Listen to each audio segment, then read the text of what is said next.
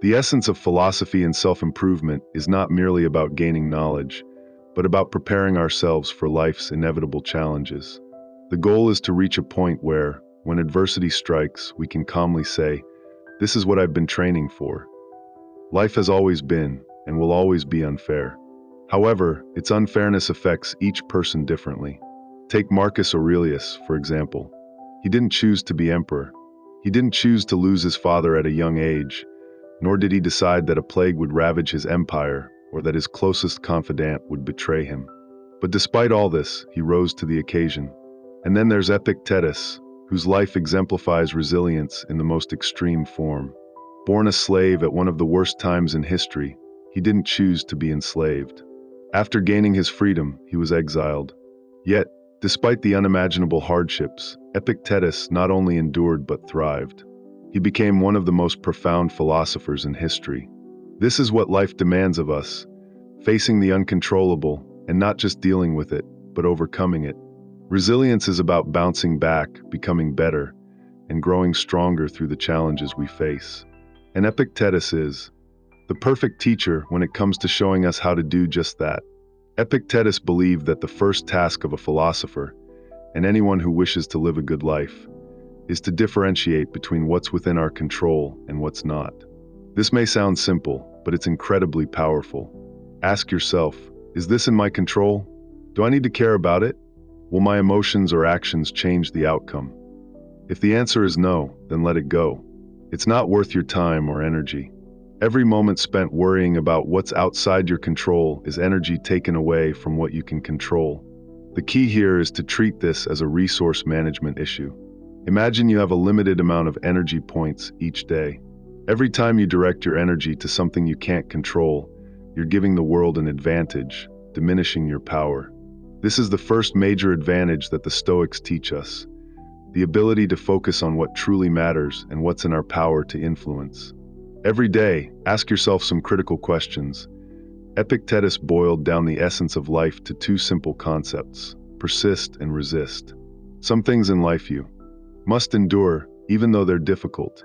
Other things you must resist, no matter how tempting or how hard it is to do so. These two principles, persistence and resistance, are at the heart of self-discipline and self-mastery. When we can master both, we become capable of achieving what we are truly meant to achieve. Discipline and self-control are not optional. They're the foundation for personal growth. If you want to improve at anything, whether it's in your career, your relationships, or even in your character, you need self-discipline. It will make you not only better at what you do, but it will elevate everything you do. I can speak from experience here. When I moved to New Orleans over 10 years ago, I didn't tell anyone I was writing a book. The reason? Two key Stoic ideas. First, as Epictetus says, you must be content with looking foolish or inexperienced if you wish to improve. It was more important to me that I stayed focused on my work, rather than worrying about how I was perceived. Second, a Stoic doesn't talk about what they're doing. They simply do it. I didn't want to waste energy talking about my book. I wanted to spend every available moment actually writing it. In the end, everyone was surprised when the announcement came out, but I had been content in my solitude, focused solely on the task at hand. That's the Stoic way. We don't seek validation or applause. We seek mastery and growth. Through discipline and perseverance, we can become the best version of ourselves. And when life throws its inevitable challenges our way, we will be ready, not just to survive, but to thrive. The key to overcoming life's challenges often comes down to how we respond, not the challenges themselves. Many people ask how I managed to get where I am today, and the truth is simple. We did what we had to do. We did our best, chose to grow from each experience, kept our humor intact, and most importantly, kept our faith. Every step of the journey was framed by choice. Our choice to persevere, to learn, and to rise above adversity. But the real question isn't how we did it. It's how you choose to handle the problems you face. What do you choose to do when life gets tough? How do you choose to navigate the pressure? While much of what happens to us may be out of our control, how we respond to these challenges is always within our power. One of the most powerful quotes from Epictetus, the ancient Stoic philosopher, is that a prison is a place, a podium is a place. He understood, from his own experience as a slave, that while we don't control our circumstances, we always retain the freedom to choose our response. In this way, even when we are physically bound, our minds and our choices remain free. A perfect example of this philosophy in action is Admiral James Stockdale, who, while being held as a prisoner of war in Vietnam for 7 years, embraced the teachings of Stoicism. As he parachuted into enemy territory, he mentally prepared himself to face his ordeal by adopting a Stoic mindset. I'm leaving the world of technology and entering the world of Epictetus. Despite being tortured and near death, Stockdale's story exemplifies the essence of the Stoic paradox. The situation may be beyond our control, but our response is always our own. Stockdale's refusal to give in to despair, his determination to remain resilient, and his choice to find meaning in his suffering made him an extraordinary example of heroism. The Stockdale paradox, as it's called, teaches us that how we respond to adversity determines our strength, and it can transform even the most horrific challenges into opportunities for growth.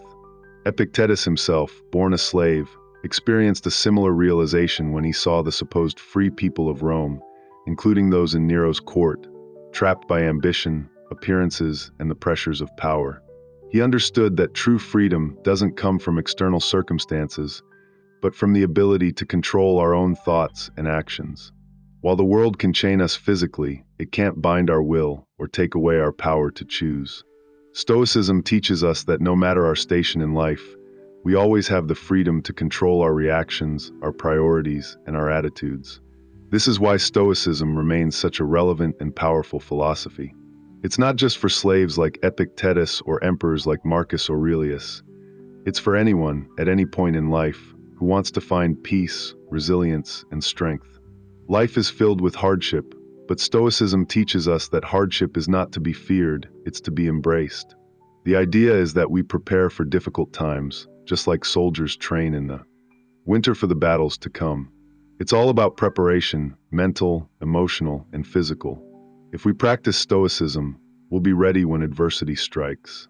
And when it does, instead of being overwhelmed, we'll be able to say, yes, this is what I prepared for. So, are you ready for it? Have you done the inner work? Because when life presents challenges, it's those who are mentally and emotionally prepared who come out stronger on the other side.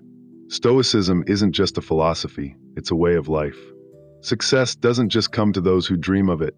It belongs to those who've put in the hours, the relentless training, and the preparation for any situation life might throw at them.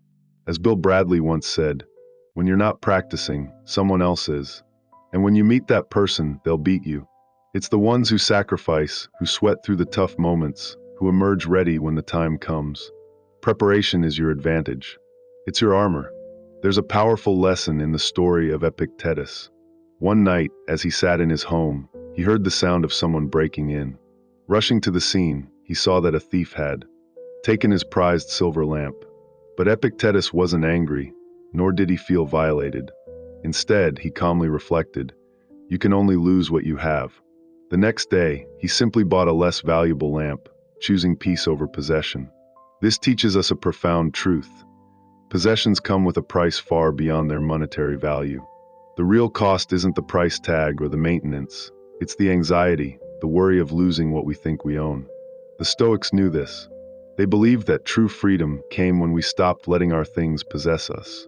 Success, wealth, and fame might seem desirable, but often they are the heaviest chains, trapping us in stress and fear. When it comes to training and work, it's important to focus not on the external accolades or the finish line, but on the process itself.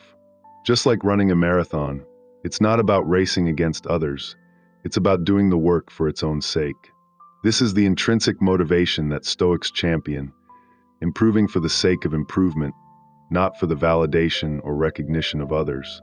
As Epictetus wisely said, if you want to win, find a competition in which you are the only one in. Eat. This mindset frees you from comparing yourself to others and shifts your focus back to self-mastery. When you run your own race, on your own terms, you can't lose. At the heart of Stoicism lies the ability to reflect on our own thoughts. This is the true power, the space to pause, to think before reacting. How often do we allow our emotions to control us? How often do we act impulsively, without considering the consequences? Stoicism teaches that we can step back from our feelings, examine them, and choose how to respond.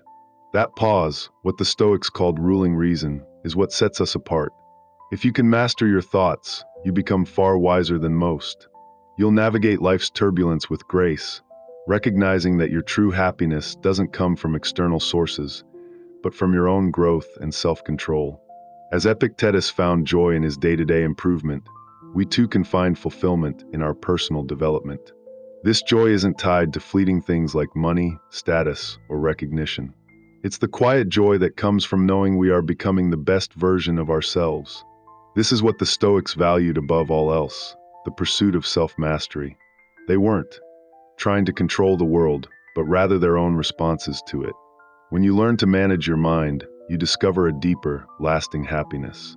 One that's built not on the unpredictable world around you, but on your ability to control your own reactions, your thoughts, and your emotions.